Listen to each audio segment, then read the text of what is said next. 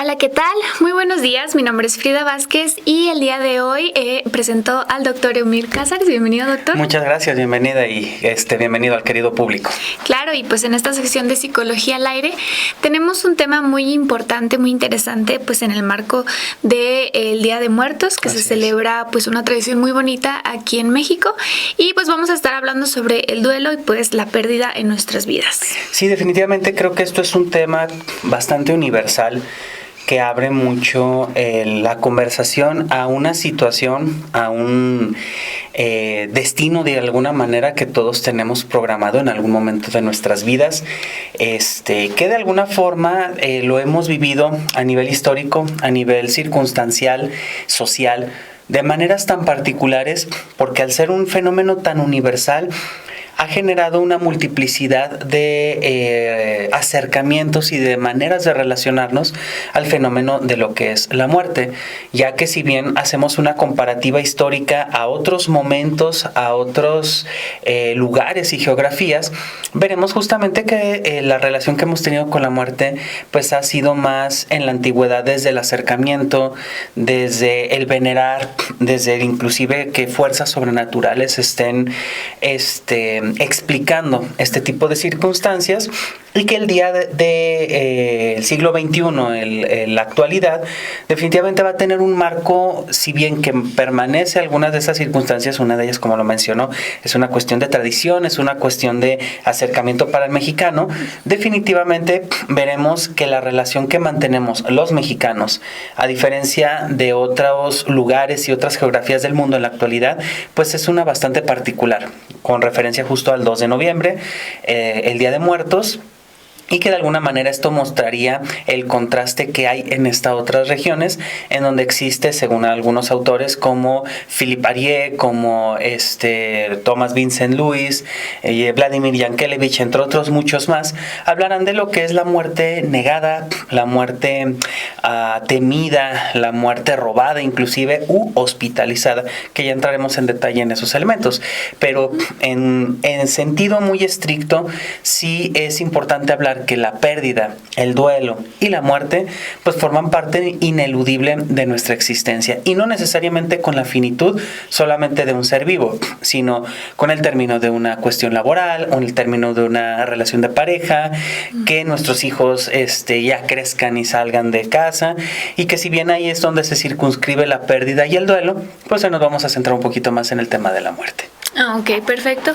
Sí, pues es algo muy interesante, como primero que nada yo creo que desde afuera, ¿no? Otros países, cómo ven, cómo en México pues entre comillas pues celebramos, ¿no? A la muerte, y así es. Cómo se ponen los panteones el 2 de noviembre con música, velas, mucha familia, es como pues esta tradición que desde afuera se podría ver como raro, de que porque quizá en otros países pues no lo hablan, o sea, así no el hacer como que no existe, el no volver a hablar de las personas que perdimos en nuestras vidas. Entonces pues este contraste, ¿verdad? En los países pues cómo es. Fíjese que es bien interesante esto que menciona, porque justo la tendencia global tiende mucho a hablar de la muerte desde un punto de vista muy solemne, lo cual para nada es en absoluto malo, pero sí desde la negación. Y esta negación deviene mucho de esta manera en que nos hemos relacionado al fenómeno tanto de la agonía, de la enfermedad y propiamente de la finitud, con el hecho de lo que se denominará como la muerte hospitalizada. ¿A qué nos referimos con ese concepto? A que de alguna manera la medicalización del mundo ha generado que la enfermedad se vea como un enemigo a vencer. Uh-huh. Y que cuando precisamente no se, entre comillas, vence a este enemigo, que es la enfermedad, pues hay una clase de fracaso que deriva en la muerte. Esta noción inclusive que hasta los médicos de alguna manera aprenden desafortunadamente en el ámbito de la medicina, es que justamente tienden a luchar contra la muerte, cuando en realidad la noción más importante es el acompañamiento y saber que se va a hacer todo lo posible, claro, para preservar la vida de un individuo, pero que al final de cuentas el destino que va a llegar en algún momento pues es la muerte como tal. Dicho esto, las sociedades ultramodernas en las que vivimos actualmente buscan negar esta cuestión de la muerte, en contraste con otras sociedades. Inclusive no hay que irnos tan lejos. Aquí en Zacatecas, localidades de 20 minutos de distancia del municipio o justamente de la ciudad, de la urbe, podemos ver precisamente que la muerte tiene este acercamiento más ciudadano, más amable, podríamos decirlo, que algunos autores lo van a denominar como la muerte hermanada o la muerte familiarizada, es decir, la persona que en algún sentido está en agonía o está pasando por una enfermedad crónico-degenerativa en las últimas etapas, no se le aísle en el hospital como haríamos aquí en la ciudad. Bueno, que pase a terapia intensiva, que esté alrededor de muchos médicos tratando de preservar justamente este factor de la vida, pero que está aislado de sus seres queridos, que no está precisamente con el cobijo, con el acompañamiento precisamente de medicina paliativa o cuestiones precisamente que puedan atemperar el dolor que pueda estar experimentando la persona que tiene un fin próximo. Es en este sentido que esta muerte hermanada tiende justamente a desarrollarse en el nicho de lo familiar. Podemos ver justamente a personas que están precisamente postradas tal vez en una cama, pero alrededor de sus seres queridos, platicando de anécdotas de vida, los niños jugando alrededor y que precisamente están acompañando a esa persona a que precisamente pues su deceso llegue a suceder, pero en compañía. En esta fiesta familiar en donde se le celebra todavía en vida precisamente esta vida que ha tenido, valga la redundancia. Y es ahí en donde ese contraste con la muerte hospitalizada, en donde regularmente los familiares tienen que salir para que los médicos puedan hacer sus maniobras, se genera precisamente estos últimos intentos desde intubación, desde mantener, la vida en un sentido artificial. Y pues lo que estamos viendo justamente es de que si bien el personal médico y todos los involucrados están haciendo su mejor esfuerzo para preservar la vida, ahí es donde queda la parte de qué vida estamos hablando, de signos vitales, de calidad de vida, o precisamente es ahí donde esta noción de que la muerte sea algo mucho más privado que público se hace evidente en la cuestión de la hospitalización de la muerte. Y es ahí donde podemos ver cómo una persona que está falleciendo llega al hospital, desafortunadamente llega a fallecer, inmediatamente se pasa justamente a lo que es al crematorio, al velorio, para hacer todavía que en México, hay que decirlo, somos de los últimos países que tenemos esta tradición de velar a nuestros difuntos en una capilla, haciendo precisamente desde la oración, desde la cuestión mayormente católica, que es la que hacemos, se le da este acompañamiento como tal. Y de ahí pasa justamente al sepelio. En algunos sentidos, todavía aquí en Zacatecas tenemos lo que es la marcha fúnebre, que puede pasar precisamente por algunos lugares específicos, el cortejo, precisamente velando a la persona. Esto tiene una significación muy interesante con respecto a otros momentos de la historia de la humanidad, en donde cada persona que fallecía se le llevaba por las principales calles justamente de la ciudad en cuestión, para que las personas pudieran despedirse de él o de ella. El último momento justamente en donde este cortejo fúnebre hacía de que alguien había fallecido y nos hacía por enterados a todos los ciudadanos como tal.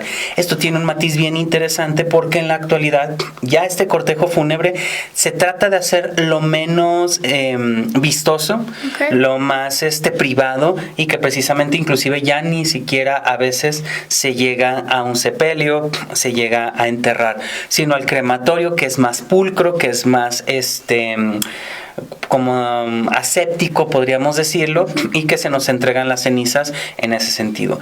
Si se fijan, estamos hablando de diferentes cuestiones, de diferentes momentos, pero que tienen cargadas una connotación bastante específica.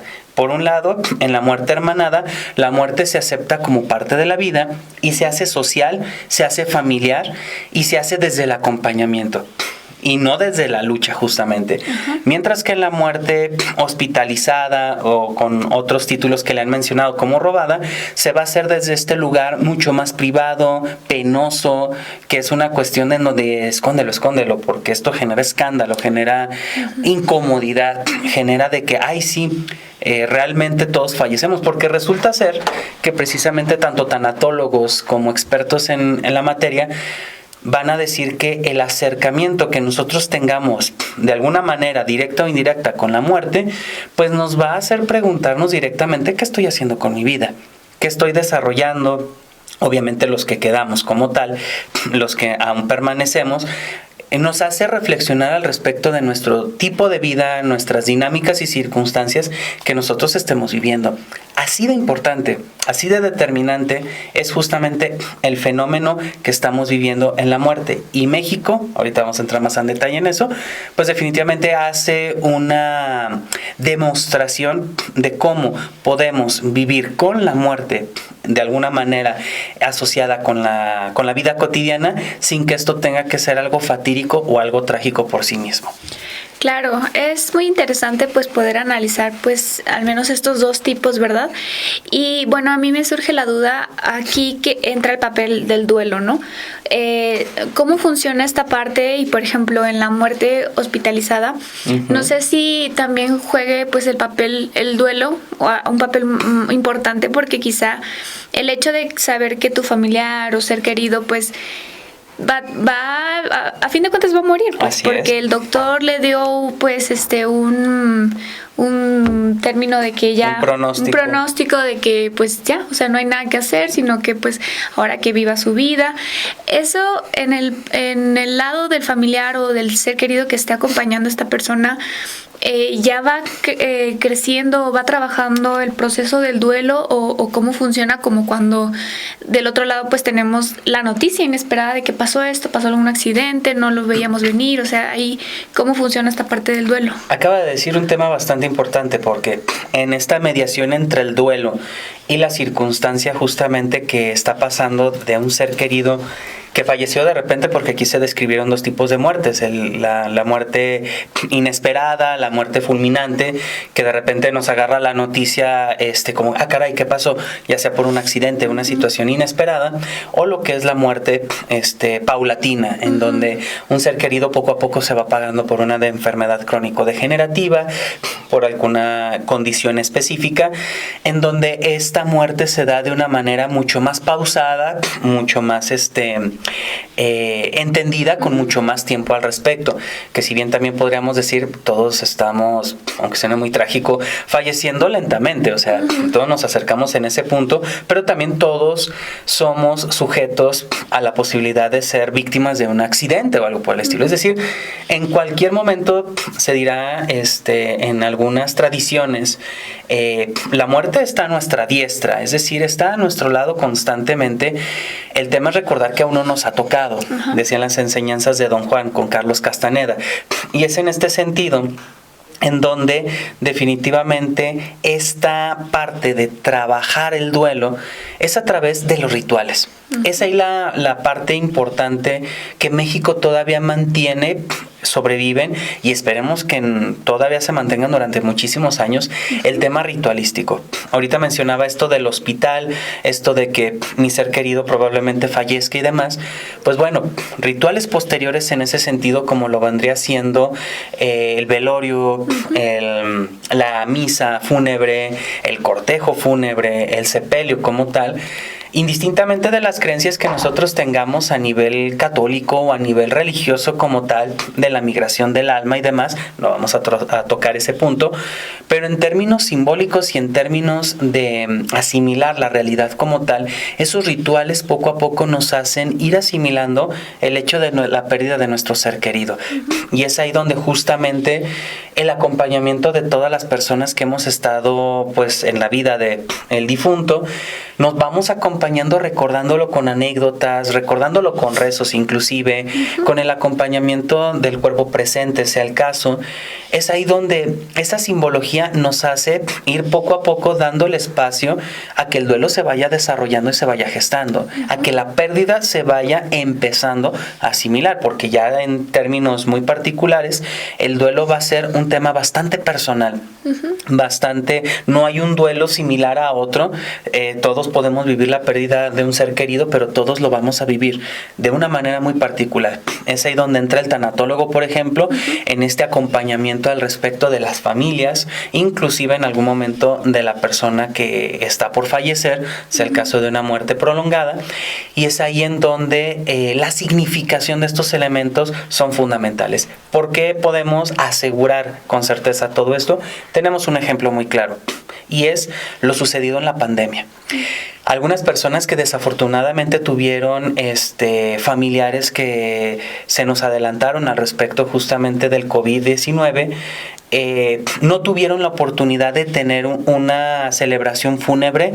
En algunas ocasiones sí fue el caso, lamentablemente también hubo un contagio masivo y también precisamente generando otros decesos, pero es ahí en ese punto en donde logramos observar y pudimos ver con mayor detenimiento que cuando no se ritualizaba esta clase de acontecimiento, este suceso sobre todo tan impactante derivado del COVID-19, había consecuencias a nivel de tramitación del duelo, de asimilar la pérdida, porque no llevamos ese acompañamiento que regularmente aquí en México pues sí generamos. Por eso inclusive lo podemos traslapar a otro ejemplo que no tiene que ver propiamente con duelo, bueno, no con muerte, pero sí con duelo, que tiene que ver con graduaciones, que tiene que ver justamente con haber terminado una carrera, que muchos alumnos que terminaron un estudio de posgrado, de licenciatura y demás, tuvieron una ceremonia virtual, pero de repente tenían esa sensación de que no pasó algo, de que no sucedió eso por la ritualística en la que estamos acostumbrados.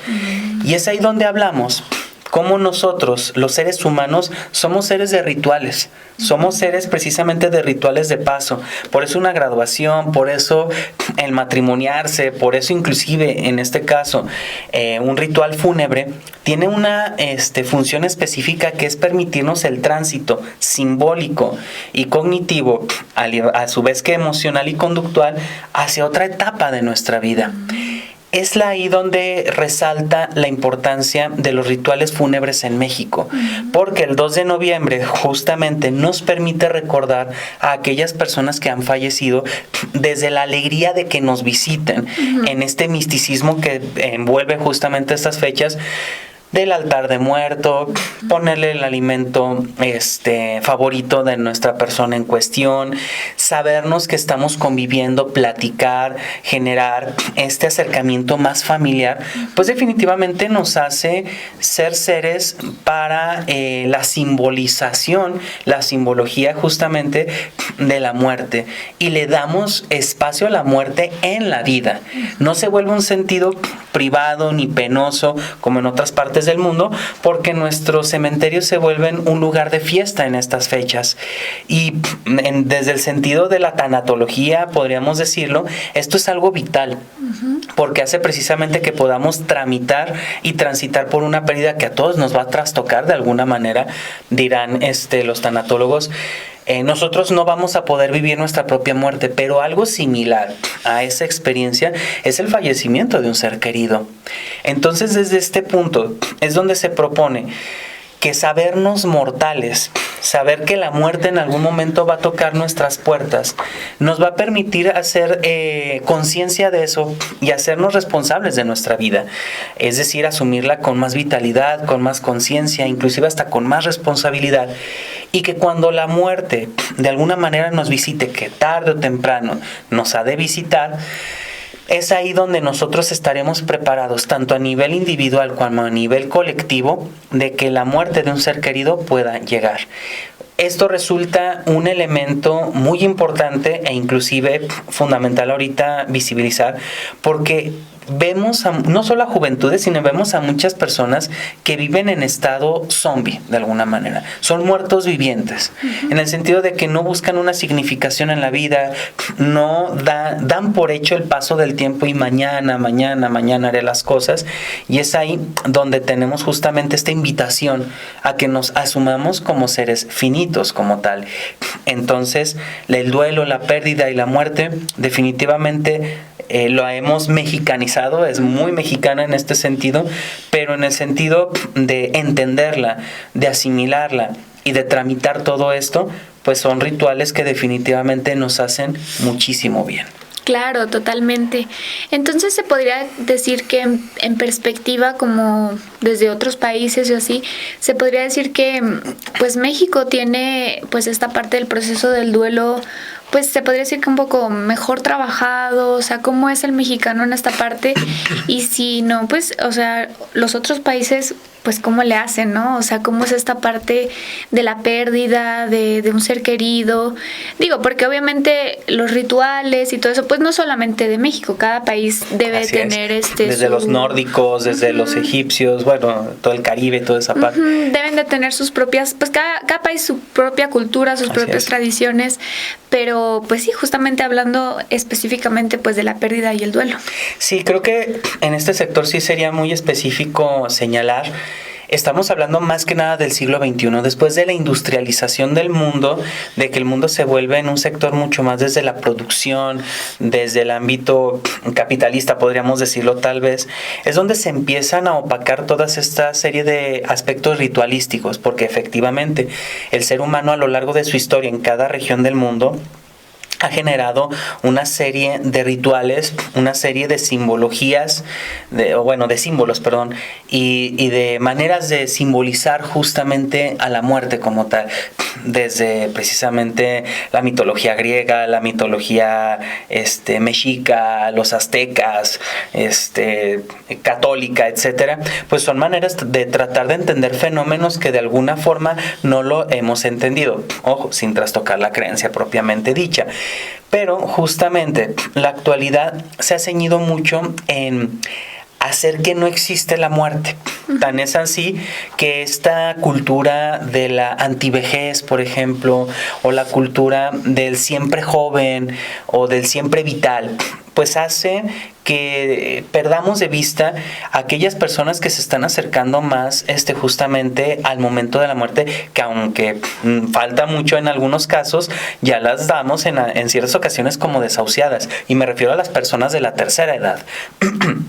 En culturas como las urbanas, como las ciudades grandes, definitivamente nos muestran cuerpos, actividades y dinámicas exaltando la juventud, porque la juventud pues se asocia más a la productividad, en vez justamente de ensalzar a aquellas personas que ya vivieron un largo periodo de vida y que en antiguas civilizaciones eran personas de gran conocimiento, bueno, siguen siéndolo, claro, pero a las que consultábamos, es decir, el sabio, el más grande del pueblo, de la aldea, de la tribu, era una persona venerada, era una persona inclusive respetada por todo el conocimiento, el bagaje y la experiencia que nos estaba brindando su visión del mundo y su transcurrir en el mismo.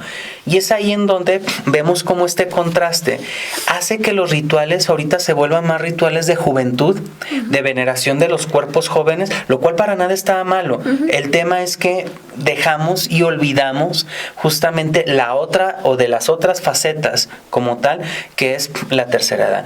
Y es ahí en donde asociar a la tercera edad con el fallecimiento o el próximo deceso, pues ocúltalo, quítalo de la vista. Es por eso que no vamos a ver cremas que fomenten el envejecimiento, porque antes sociedades que teníamos buscaban mostrarse mucho más adultos de lo que eran los niños, los jovencitos. Yo ya soy un adulto, 15, 16 años, yo ya soy un adulto. Y ahorita 30, 40, 50 años y sigo un adolescente, sigo en la juventud, sí. 60, 70, y se estira muchísimo esas partes.